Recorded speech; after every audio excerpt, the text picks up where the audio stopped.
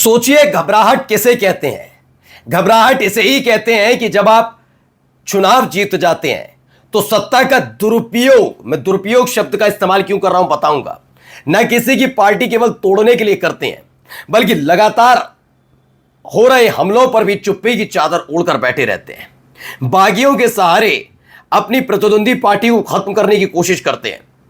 ममता बनर्जी इन सब के बावजूद भी भारतीय जनता पार्टी के सामने सरेंडर करने के लिए तैयार नहीं है। तो अब नया तरीका आजमाया गया है, जहां एक तरफ उनकी अपनी पार्टी के नेता, सांसद, विधायक ही नहीं, पार्षद से लेकर अब उनकी करीबी जो नेता है, जिनकी जो ममता बनर्जी की वजह से ही राजनीतिक गलियारे में चल पाए, दौड़ पाए, वो आज वही आंखें दिखा रहे हैं। सब जानते हैं उनका हृदय परिवर्तन कुछ नहीं हुआ, कोई हृदय परिवर्तन नहीं है। ये सारा का किया धरा उन जांच एजेंसियों का है जिनका डर दिखा कर ये तमाम चीजें कराई जा रही हैं। अब आप सोचिए, एक पार्टी को खत्म करने के लिए और क्या किया जा सकता है? आपको मालूम है टीएमसी की पहचान क्या है? सच बताइएगा, तृणमूल कांग्रेस अगर नाम लिया जाता है तो आप क्या बताएंगे किसने खड़ी की थी टीएमसी? कहीं किसी का नाम नहीं होता। ममता बनर्जी का खुद का अपना नाम है ना?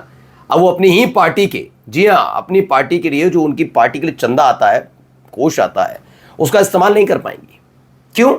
क्योंकि उन्होंने जिस व्यक्ति को उंगली पकड़कर चलना सिखाया वो हो गया बागी।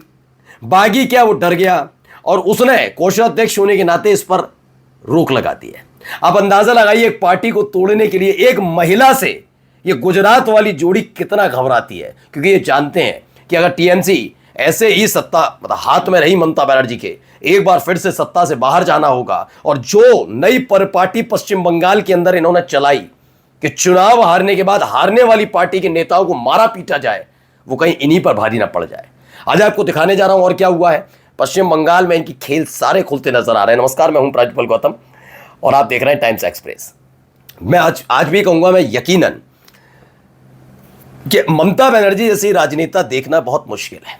जब आपकी पार्टी के विधायक, आपकी पार्टी के सांसद लगातार आपके करीबियों पर ईडी का शिकंजा आपके खिलाफ दर्ज हो रही हो, एफआईआर, आपका राजनीतिक करियर पूरी तरह से बर्बाद करने की कोशिश की जा रही हो, और इन सब के लिए लोकतांत्रिक तरीका नहीं, डराना, धमकाना, कानून का सहारा लेकर, कानून के रखवाले को साथ लेकर या फिर जांच एजेंसियों का सहारा लिया जाए, लेकिन आप टूटे नहीं।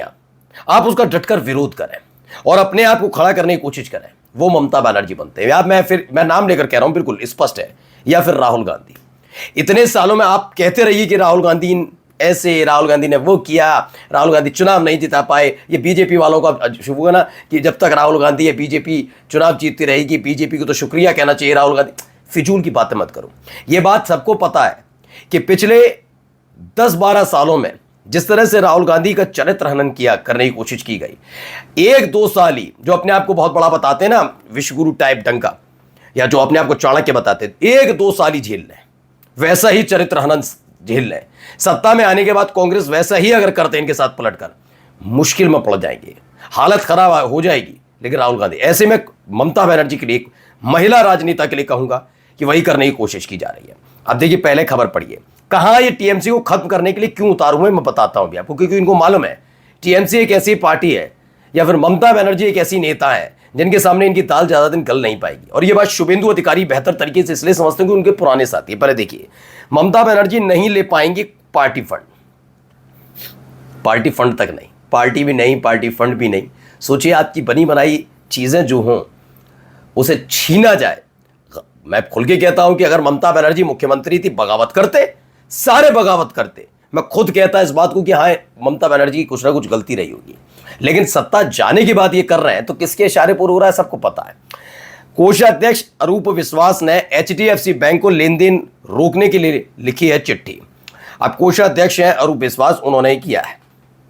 पश्चिम बंगाल की पूर्व मुख्यमंत्री ममता बनर्जी को सांसदों की बगावत के बाद अब अपनी ही पार्टी के पूर्व कोषाध्यक्ष अरूप विश्वास से बड़ा झटका लगा। उन्होंने टीएमसी के बैंक खातों को फ्रीज कराने के लिए पत्र लिखा है।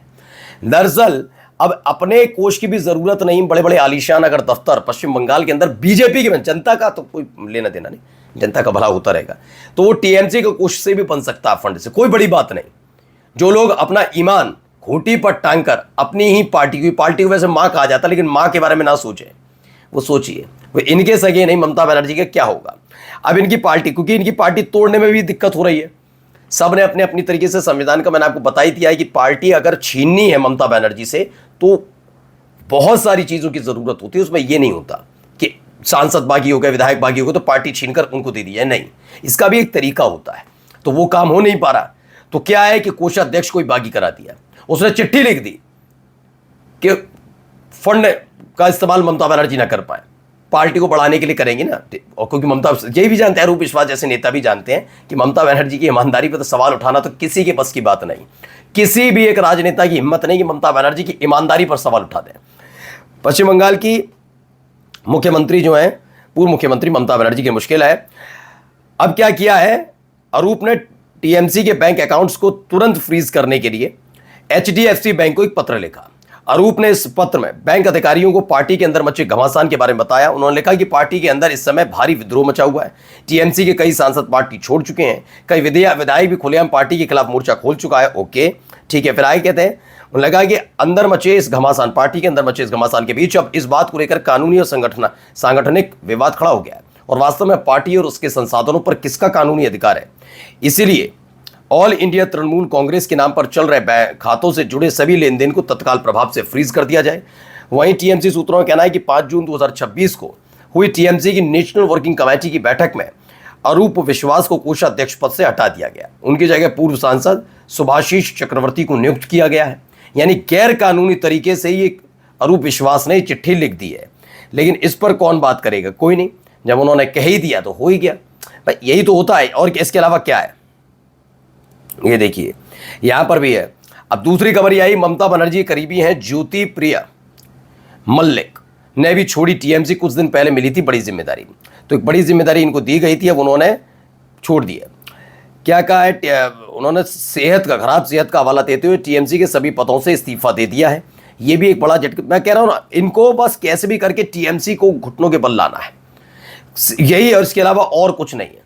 इनको मालूम है ये अपने दम पर टीएमसी ममता बनर्जी के हौसले पस्त नहीं कर पाएंगे, इसलिए ये गतिविधियां की जा रही हैं। इसके अलावा इनके पास है क्या, क्योंकि इससे पहले आपको मैंने दिखाया भी था कि जो ऋतव्रत बनर्जी है, जो बागी हुए, सबको पता है बगावत क्यों की है, कोई टीएमसी से नाराज होकर नहीं की है, किसके इशारे पर की है सबको पता है।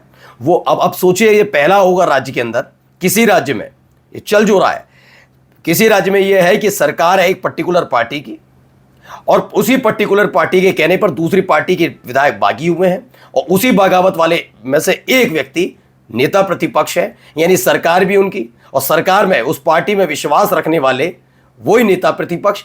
यह है लोकतंत्र। आपको लगता क्या है कि भारतीय जनता पार्टी ऐसे लोकतंत्र पर विश्वास करती है? देखते जाइए आगे आगे करेंगे क्या, लेकिन ममता बनर्जी घुटने टेकने के लिए तैयार नहीं है। नमस्कार।